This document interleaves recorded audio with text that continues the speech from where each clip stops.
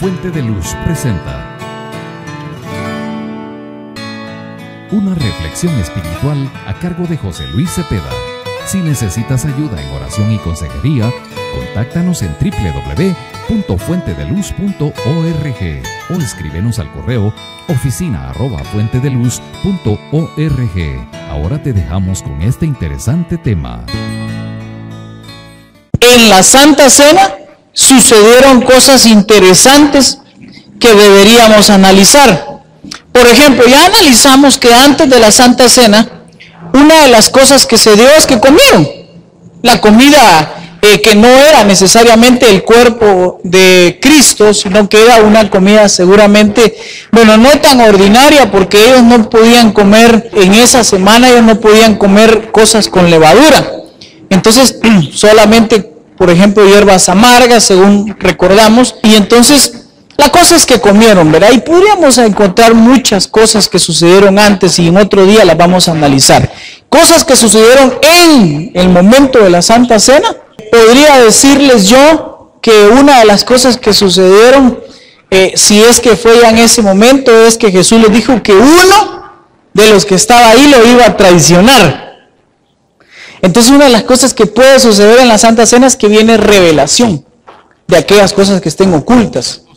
Puede ser que alguien tenga algo oculto y que a través de la Santa Cena le sea revelado. En el momento que esté celebrando la Santa Cena, le sea revelado. A veces podría ser hasta pecados ocultos, porque pecado oculto es aquel pecado que uno comete y que uno no se dio cuenta que lo cometió, está oculto.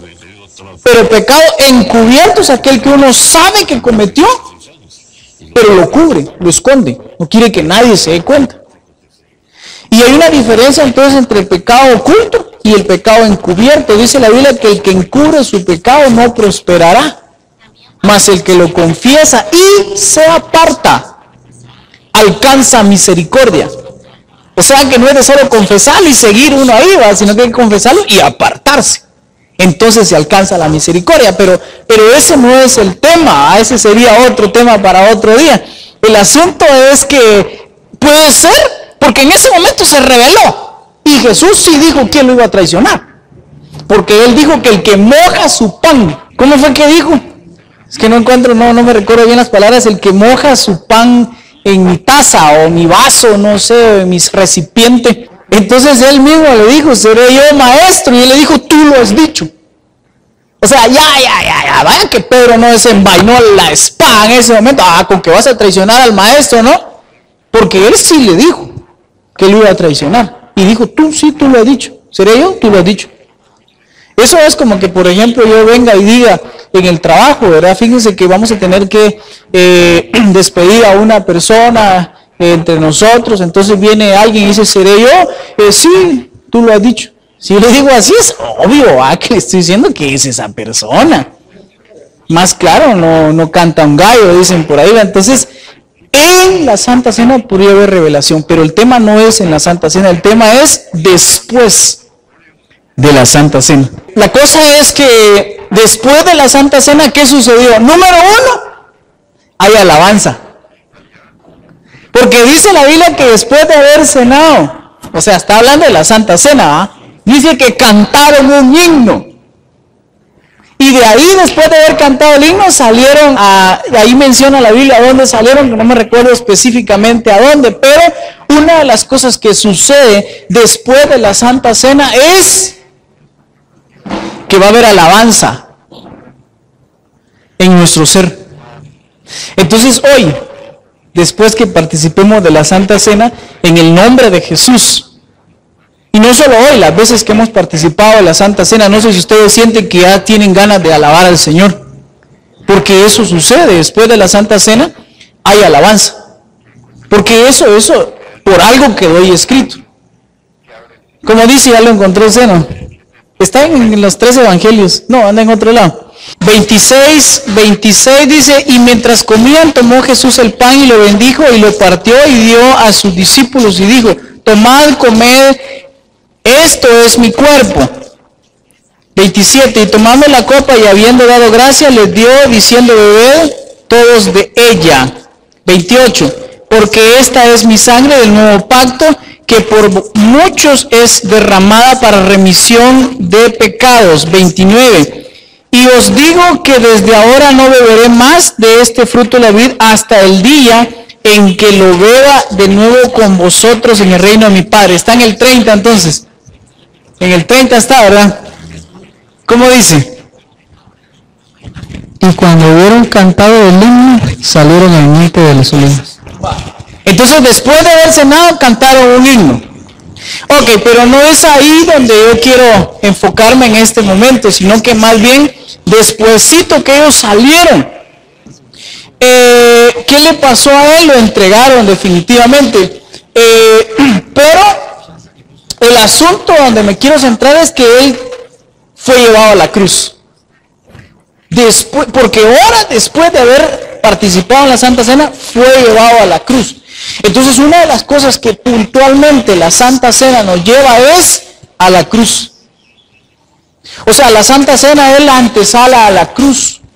Ay, mire usted, deje de estar diciendo eso, si a nosotros no nos van a ir a crucificar. Literalmente no. Pero espiritualmente puede ser que sí. No puede ser, es así. De hecho, Jesús invitó a sus discípulos a que ellos debían tomar una cruz y seguirle. Y eso está en la Biblia, ahorita lo vamos a ver. Mateo 16, 24. Entonces Jesús dijo a sus discípulos: si alguno quiere venir en pos de mí, niéguese a sí mismo, tome su cruz y sígame.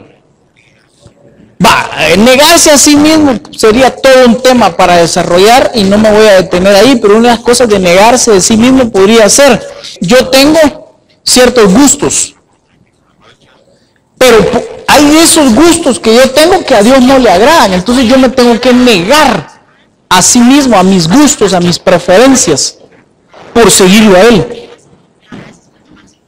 Entonces aquí no cabe lo que la gente dice, ay, es que Dios no hace acepción de personas usted, Dios a todos nos ama por igual. Y entonces no importa si uno es lesbiana, si es gay, si es lo que sea, Dios lo acepta a uno. Eso es mentira. Porque dice la Biblia que hay que negarse a sí mismo.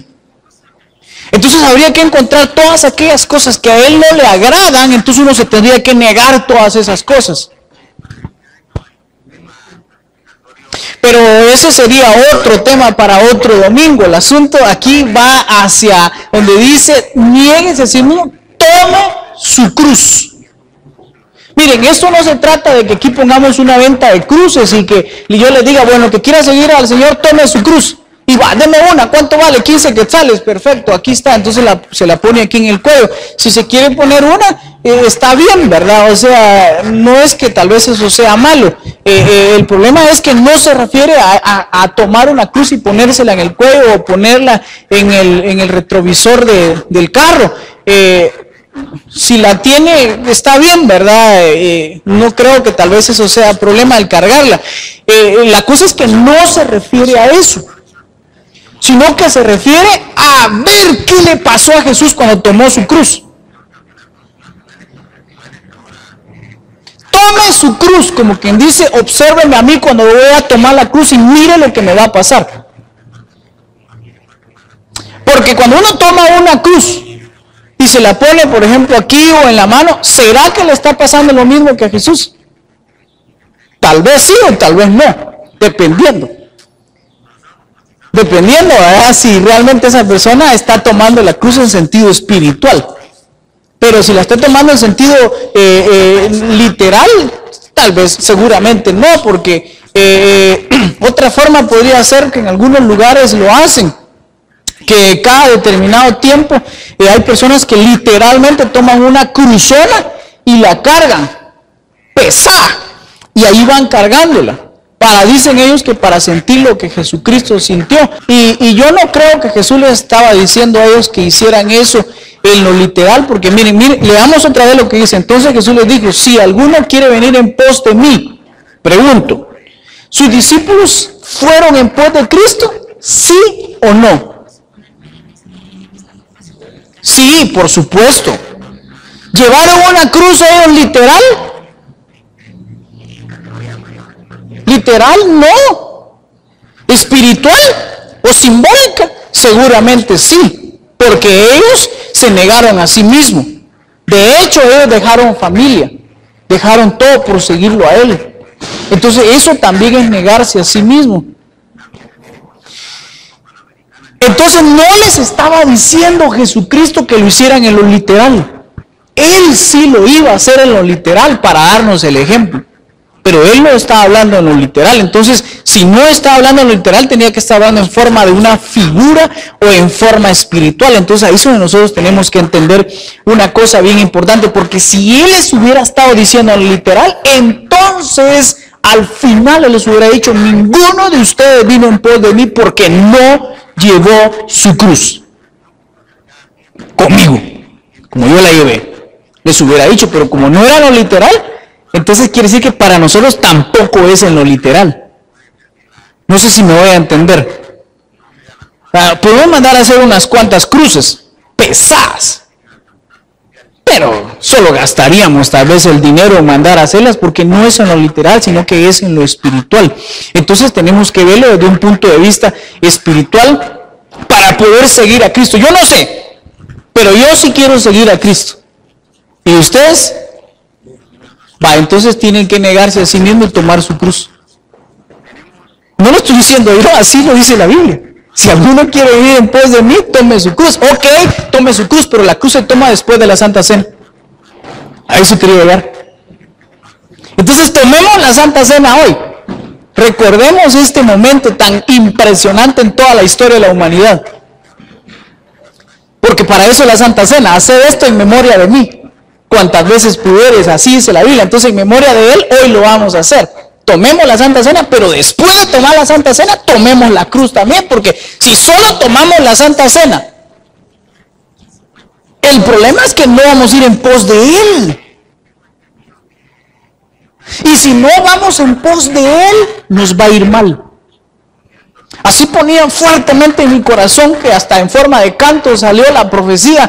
Ahí va, que ponía fuertemente en mi corazón que cantara y que dijera a voz en alto que si vas con Él te va a ir bien en el camino que has empezado. Entonces, muchas veces uno cuando comienza un nuevo camino, un proyecto o qué sé yo, ¿verdad?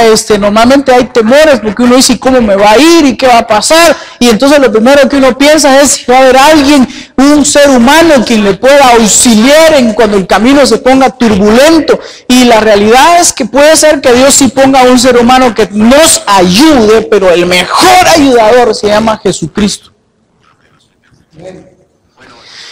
Pero si no vamos en pos de Él, habremos de estar solos en medio de la tormenta. Y entonces, el que va solo en medio de la tormenta, se ahoga. Se ahoga. Por eso es que a veces hay gente que siente ahogarse en los problemas. ¿Los han visto ustedes? Tienen un problema tan pequeño, como que estuvieran en una piscina sin saber nadar completamente, a medio del mar, y entonces: ¡sálvame que perezco! Puro Pedro, cuando iba caminando sobre las aguas, y después de eso: ¡sálvame que perezco! Y entonces le dijo: hombre de poca fe. Pero bueno, la cosa es que, ¿por qué pasa que algunas personas sienten ahogarse en un problema y otras tienen unos problemas que si le prestan un ratito el problema que tienen otras a esta que se está ahogando con el pequeño, solo con que se lo preste un par de segundos se ahoga, le da un ataque cardíaco, un ataque al corazón, se le para la respiración con ese problema, mientras que otros tienen que resolver grandes problemas, entonces van tranquilos. ¿Por qué? Porque van en pos de Cristo. Entonces, pero el asunto es tomar la cruz. ¿Están dispuestos? Bueno, primero entendamos qué es realmente tomar la cruz, ¿verdad? Para alguien podría decir: fíjese que yo sí quisiera tomar la cruz, pero primero explíqueme bien a qué se refiere, ya que usted dijo que no era lo literal. Y entonces yo le tenía que responder: con mucho gusto, ahorita le explico. Sigamos adelante, pues. En Mateo capítulo 10, verso 38. Tenemos la negación de lo que acabamos de leer ahorita hace un momento. O sea, viéndolo desde este otro punto de vista, miren, Mateo 10:38. O sea que por un lado Jesús les dijo, el que quiera venir en pos de mí, tome su cruz y sígame. Y por otro lado les dijo esto que tenemos ahora en la pantalla, que ustedes tienen en su Biblia ahí, que dice así, Mateo 10:38. Y el que no toma su cruz, digan conmigo, el que no toma su cruz. Ok, leamos lo que sigue. Y sigue en pos de mí. Ahí quien está hablando, Jesús. No es digno de mí. Miren qué interesante. Yo cuando empecé a leer esto dije yo, híjole, no es digno de mí. Y quiere decir que si nosotros venimos a la Santa Cena, tomamos la Santa Cena, lo estamos tomando a Él. Este es mi cuerpo, dijo Él. Lo tomamos a Él dentro de nosotros. Pero si nosotros no damos el siguiente paso, que es tomar la cruz y seguirlo a Él, no somos dignos de haber tomado de Él. Dice, no es digno de mí. ¿Así dice su Biblia o no? O yo le cambié en la pantalla. No es digno de mí. Entonces yo me asusté hoy en la mañana mientras terminaba de analizar eso y estudiar, y Señor, ayúdame por favor a que tu palabra nos hable. Me asusté porque dije, híjole, cuántas veces he tomado la Santa Cena y hay cosas en las que no he estado dispuesto a tomar la cruz. O sea que ahí es donde cae uno el tomar la Santa Cena indignamente. Entonces tenemos que, vamos a tomar la Santa Cena y vamos a tomar el cuerpo y la sangre del Señor Jesucristo espiritualmente hablando. Pero después de la Santa Cena, toca tomar la cruz. Eso le tocó a Él y nos toca a nosotros, a Él en lo literal y a nosotros en lo espiritual. Y entonces el problema es que aquel que no está dispuesto a tomar su cruz y ir en pos de Él, no es digno de Él. Por lo tanto, miren lo que sucede, porque aquí lo puse. Si no toma la cruz, le cae lo de 1 Corintios capítulo 11, verso 28. Es bien importante, y ahí sale otro tema completamente para desarrollar otro domingo, el tomar la Santa Cena dignamente o indignamente. Yo creo que ya estuvimos hablando de eso, pero no tan revelado como hoy se está haciendo para la gloria de Dios. Y dice así: por tanto, pruébese cada uno a sí mismo y coma el pan y beba de la copa. Verso 29. Porque el que come y bebe indignamente, sin discernir el cuerpo del Señor, juicio come y bebe para sí. Ahora, como están en la pantalla, los dos versos comparémoslos. Miremos a la pantalla.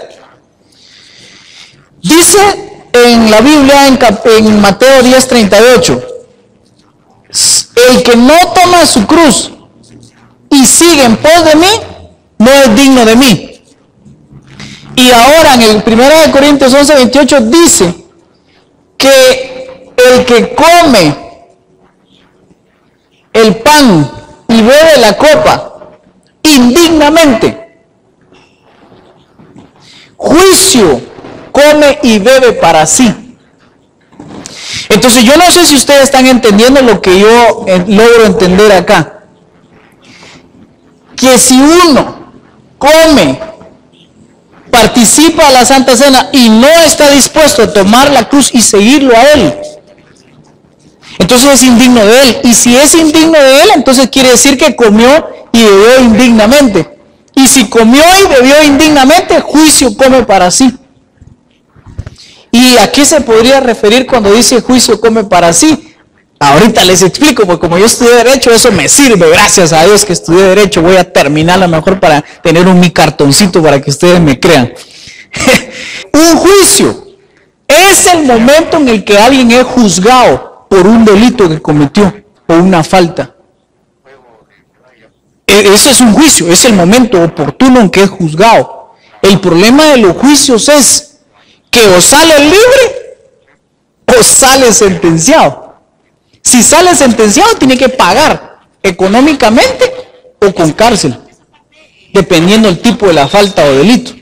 Si sale libre, gloria a Dios, salió libre, ya no lo siguen fastidiando, pero que a uno lo manden a llamar a un juicio es un fastidio ustedes. En primer lugar, quita tiempo, porque es media mañana. Segundo lugar, hay que pagar un abogado, quita plata. Tercer lugar, ¿qué les puedo decir yo?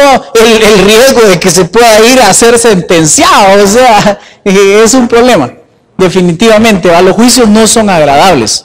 Bueno, cuando uno está demandando a alguien, tal vez sí, porque no haya las horas de que le pague, ¿verdad? Si es que le debe. Entonces, la cosa es que si comes juicio, quiere decir que vas a ser llevado a juicio espiritualmente. El problema es que cuando seamos llevados a juicio, allá va a estar el chamuco haciendo el papel del Ministerio Público y de la CICIG. Entonces el chamuco va a empezar a sacar todos los trapitos al sol. Y entonces a ver cómo te defiendes ahí. Porque lo que pasa es que si no estás en pos de Cristo, Él no te va a defender, porque dice la Biblia que Él es nuestro abogado. El problema es cómo lo vas a contratar si no estás en pos de Él. ¿Cómo vas a contratar a Jesucristo para que te defienda si no estás con Él? Él anda lejos, tú estás alejado de Él. Entonces no es posible. Entonces te toca estar con cualquier abogado, no con el abogado de la excelencia, Jesucristo.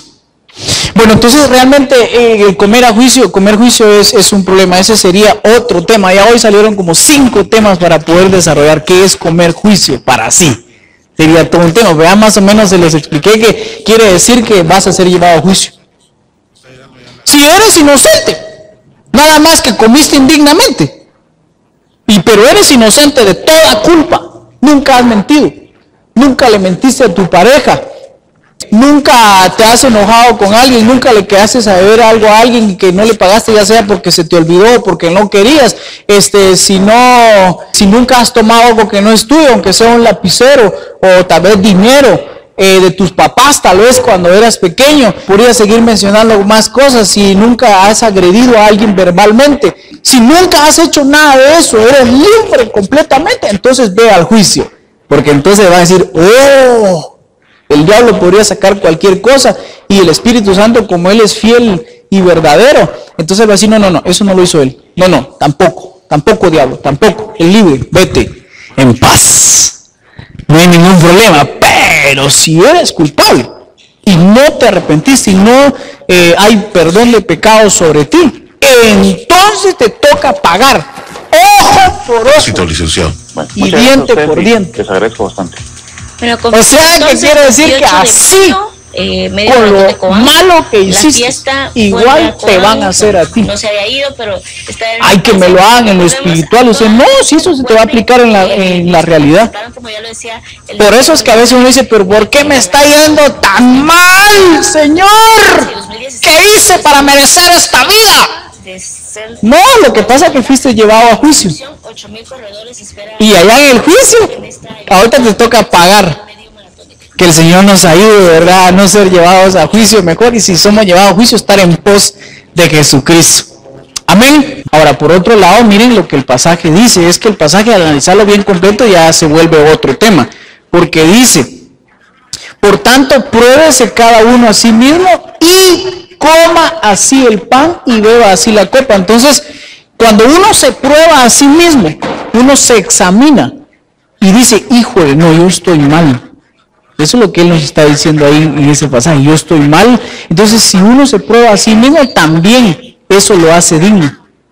Porque miren pues, o sea, cuando uno se prueba a sí mismo, también está tomando la cruz. Porque uno se está negando a sí mismo. Cuando uno se prueba a sí mismo, uno está a la puerta de negarse a sí mismo. Y una forma de tomar la cruz es esa, examinarse a sí mismo y ver qué cosas están malas y cambiarlas. Definitivamente. Entonces eso lo hace digno en ese momento. Buenísimo.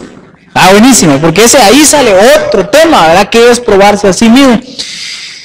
Significado de tomar la cruz. Yo tomé esta nota de una página en internet que me pareció bien interesante. Dice, los romanos obligaron a los condenados a llevar sus propias cruces al lugar de la crucifixión. El llevar una cruz significa llevar su propio mecanismo de ejecución mientras hacían el ridículo por el camino a la muerte. Esa era una costumbre de los romanos. No, hasta ahorita creo que ya no, ¿verdad? Porque la costumbre era esa, que de alguna forma cuando alguien era condenado por una pena de un delito determinado, entonces lo obligaban a llevar su propio mecanismo de ejecución que venía siendo la cruz. Entonces ellos eran bien listos porque ellos lo iban a hacer que la persona muriera en la cruz, pero como era una cruz muy pesada, los romanos no la cargaban al lugar donde lo iban a crucificar, que la cargue él mismo. Entonces eso está como por ejemplo, no encuentro ningún ejemplo en la actualidad, pero vamos a ver, se me ocurre uno ahorita. En este tiempo ya casi no se da, pero en el tiempo de mi papá, sí, mi papá a nosotros nos daba chicote. Pero imagínense que él le dijera a uno, anda a cortar, te voy a chicotear, pero primero tenés que ir a cortar la rama, le quitas todas las hojas y dejas el puro chilío que silbe, ¿oíste? Después de eso lo traes aquí y lo pones en el sol un ratito para que esté así medio verde y sazoncito, y después de eso me lo traes aquí porque te voy a dar, mañana te voy a dar, ¿oíste? Pero ahorita andalo, cortarlo, ¿cómo se sentiría uno? Ahora ir a cortar la varita, prepararla, ponerla en el sol, con esta me van a dar, es vergonzoso y penoso hacer eso, ¿verdad que sí o no? Ahora ya no, a los hijos ya casi no, ¿verdad? Pero imagínense que en ese ejemplo más o menos podría encajar el que a ellos los obligaban a llevar la cruz que venía siendo el mecanismo de crucifixión. Pero miren, ustedes creen que a Jesús lo obligaron porque utilizaban túnicas hasta aquí, con puro vestido en ese tiempo. O algunos todavía utilizan en esa costumbre, ¿verdad? Pero ustedes creen que él bien cubierto con su túnica llevaba ahí la cruz. No, definitivamente, o sea que para que fuera vergonzoso los desnudaban. Yo me imagino que por lo menos con su ropa interior, aunque alguien en una ocasión explicó que sin ropa los hacían llevar, echaron suerte de sus ropas. O sea que utilizaban una especie de cinturón de tela y la túnica.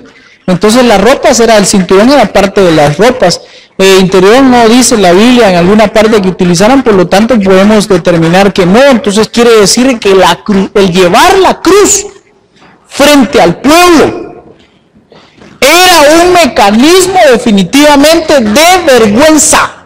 Ahora bien, muchos de nosotros al volvernos a Cristo, ir en pos de Él a tomar la cruz, vamos a pasar por vergüenza. Porque lo que pasa es que allá afuera hay muchas costumbres que son tan normales que cuando nos miran a nosotros no hacerlas, hasta da un poco de vergüenza. Yo ahorita ya no, pues, pero en mi tiempo de mis 14, 15 años, yo ir con mi Biblia para la iglesia por la cuadra de mi casa, que caminaba como 3 cuadras, sinceramente me daba un poquito de vergüenza. Que Dios me perdone por eso. Pero seguir a Cristo puede ser motivo de vergüenza. Pero sigamos avanzando porque ya el tiempo. Por lo tanto, tome su cruz y sígame significa estar dispuesto a morir con el fin de seguir a Jesús. Pero aquí no se refiere necesariamente a morir literalmente, sino que tendría que ser espiritual. Así rápido, tomar la cruz y seguir a Cristo puede significar perder a algunos de tus amigos. Eso podría ser negarse a sí mismo, tomar la cruz y seguir a Cristo. En Salmos capítulo 1, verso 1 dice: bienaventurado el varón que no anduvo en consejo de malos, ni estuvo en camino de pecadores, ni en silla de escarnecedores se ha sentado. Yo en lo personal tenía un buen grupo de amigos, como unos 15 o 20 amigos con quienes me mantenía antes de tomar la cruz y seguir a Cristo. Y la realidad es que algunos de ellos eran malos. Entonces yo tuve que dejarlos a ellos. Por eso es que tomar la cruz muchas veces va a significar perder algunos amigos. Por ejemplo, yo tenía amistad con pandilleros. Como yo crecí en Ciudad del Sol, entonces habían bastantes, entonces yo tenía amistad con ellos. Hablaba, toda la cuestión, entonces tenía amistad, entonces definitivamente tuve que perderlos como amigos. Tenía algunos amigos que eran parranderos a morir, a ellos les decían Sergio el bailador, porque ellos cada fin de semana estaban bailando. Entonces yo andaba con ellos también y obviamente pues también yo estaba ahí cada fin de semana. Los sábados en la tarde yo estaba llamando a ver quiénes íbamos a ir en la noche el sábado. Hoy los sábados en la tarde estoy preparándome para predicar el domingo. Entonces tuvo que haber un cambio de sacrificar amigos. Miren, cuando yo comencé a ir a la iglesia, me llamaban los antiguos amigos, a la voz no seas así, hombre. No me digas que ya te volviste amén, aleluya, me decían. Y entonces yo, sí, les decía, me daba un poco de vergüenza, fíjense. Pero es que así es la cruz. Me daba un poco de vergüenza decirle, sí, he decidido seguir a Cristo. No vuelvo atrás. No me atreví a decirle porque decía que me van a decir, a burlar de mí estos.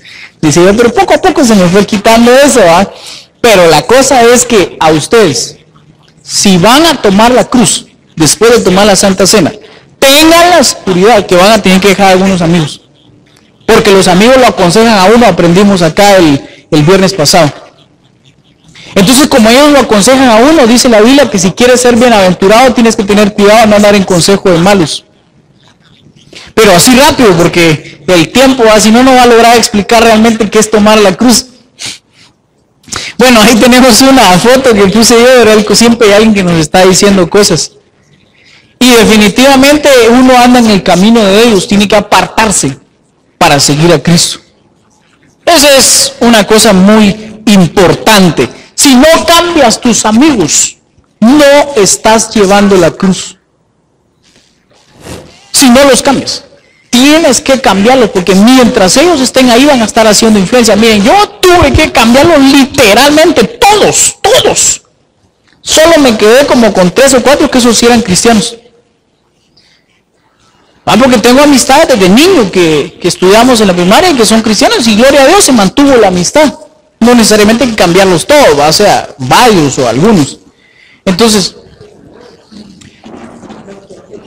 sí, los que afecten a mal, porque algunas personas dicen, no, yo mejor voy a seguir con ellos porque yo les voy a estar hablando de la palabra de Dios. Es muy difícil, ¿va? Es muy difícil si una persona tomaba con sus amigos y entonces de repente decide tomar la cruz y entonces dice, yo me voy a seguir juntando con ellos y cuando estén ahí chupando yo voy a aprovechar para predicarles. Mentira. No es cierto. ¿Por qué no mejor se los trae a la iglesia y aquí les predicamos? ¿Va? Pero si va a andar con él, el problema es que entonces no está tomando la cruz y siguiendo al Señor. Perderás a algunos miembros de tu familia. Aquí es un poco más doloroso. Una cosa es perder amigos y otra es perder miembros de la familia.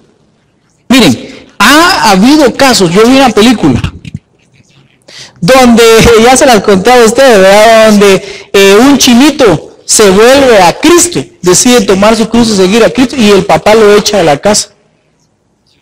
Es ¿cómo se llama esa película? Dios no está muerto.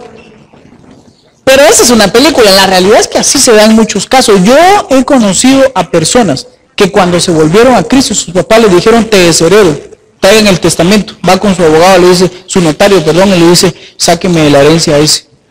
Es indigno de recibir herencia porque se volvió a Cristo y nosotros somos. Y menciona una religión.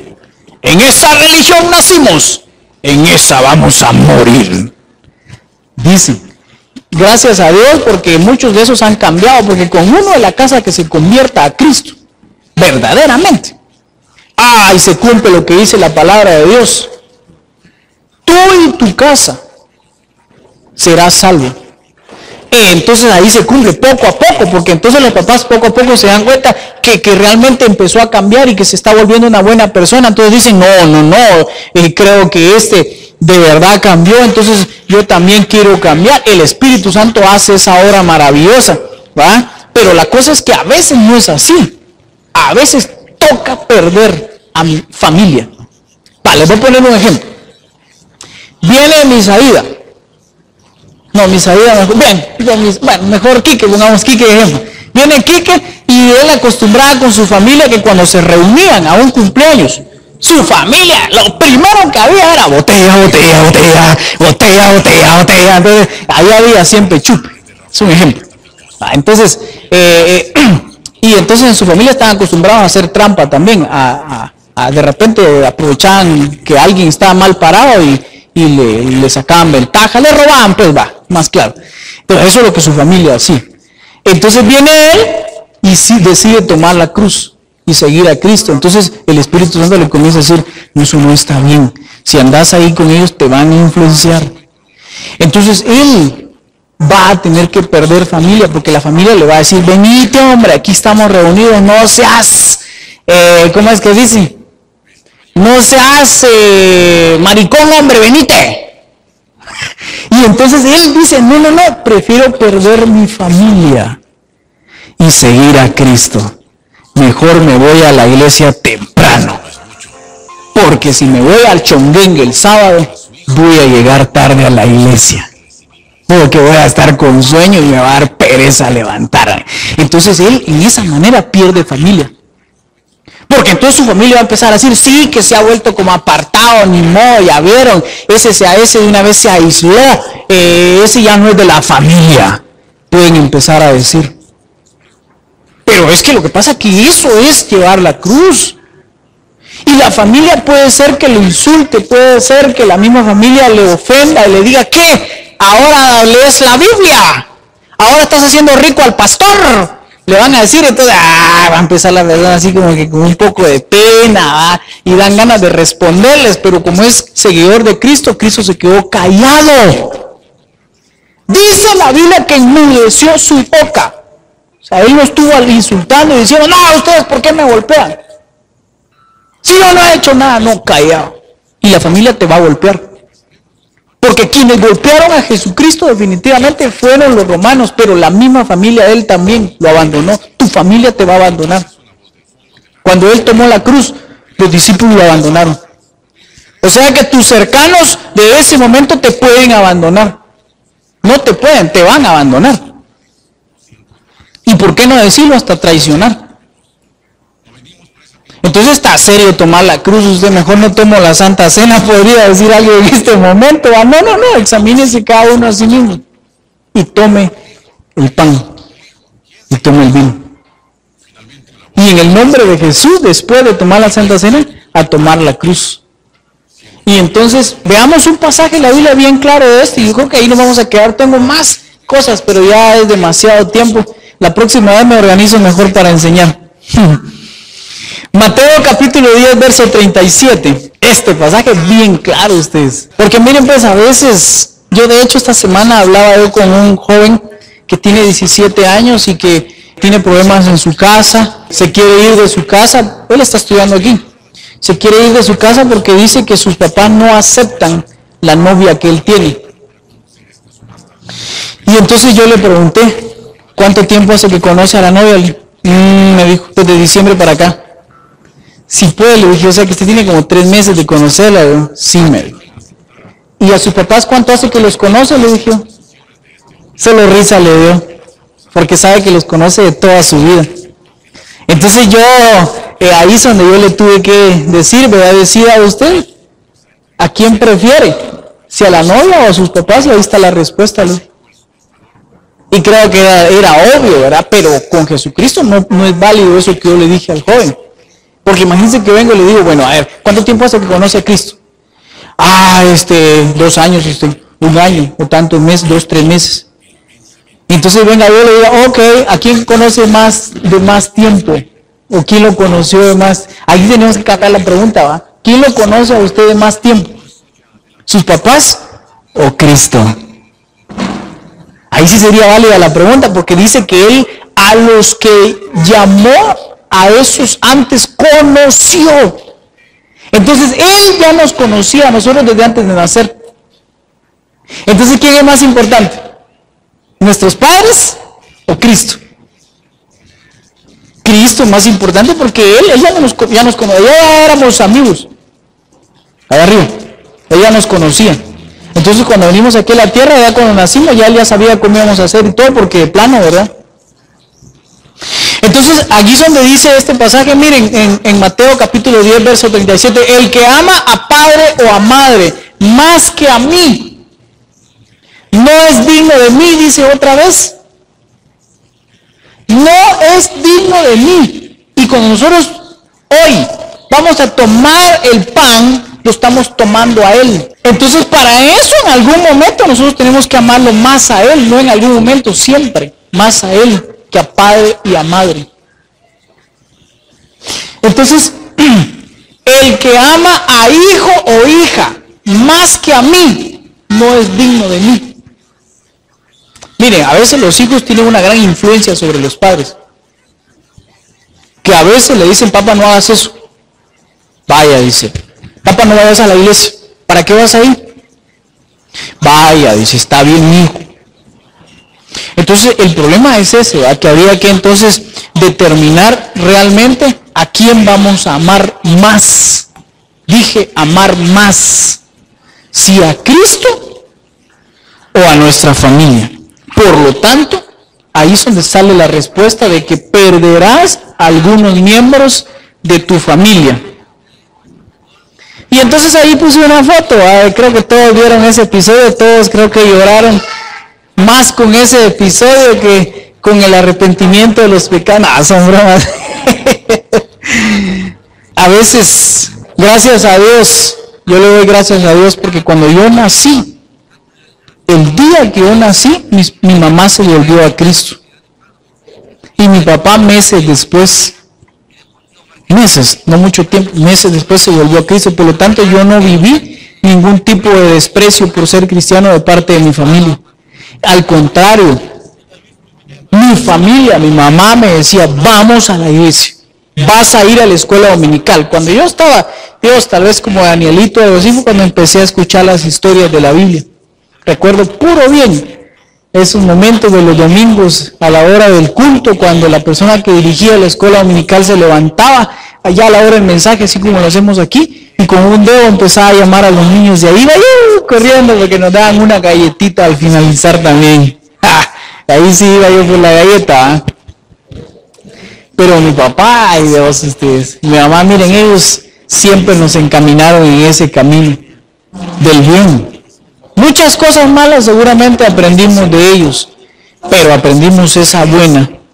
De hecho, 3 días antes de que mi papá muriera, yo le dije a él, porque yo estaba soltero todavía, yo le dije, él me preguntó, porque mi papá era así, él era directo para preguntar, ¿por qué te querés casar con ella? Me dijo, con Grecia, ¿verdad?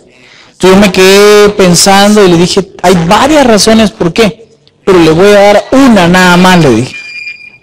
Porque ella es hija de siervos de Dios.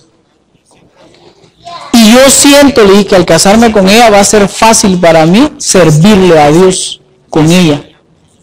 Entonces le digo, yo le dije, o sea, y entonces volteó a ver a mi mamá y le dijo, mira, le digo, qué bueno que nuestro hijo quiere servir a Dios. Entonces él está orgulloso de eso.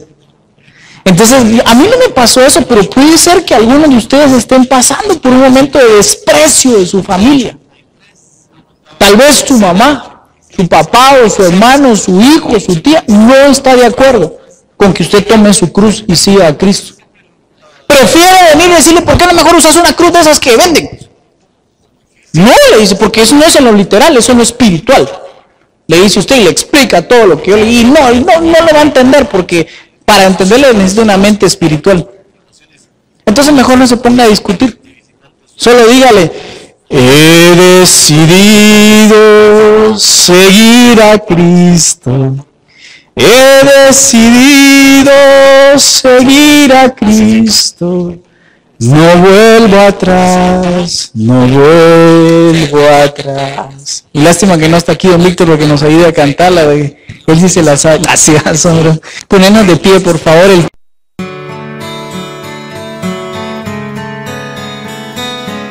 Fuente de Luz ha presentado una reflexión espiritual a cargo de José Luis Cepeda.